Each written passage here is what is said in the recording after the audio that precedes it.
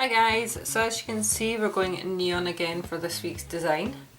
I've started off with white and I've got a makeup sponge here for my three colours.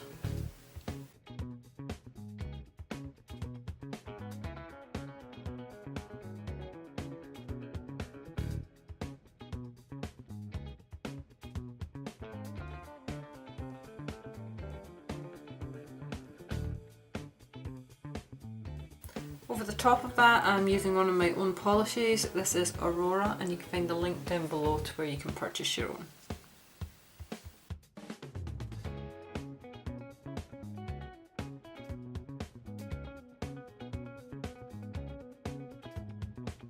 So to finish this design I'm just going to do some stamping and I'm using this image plate. This was sent to me for a review from Born Price Store and I have a 10% off code down below if you'd like to use it on the website. You can see this is Valentine's Day BPL002 and this is the image here that I will be using.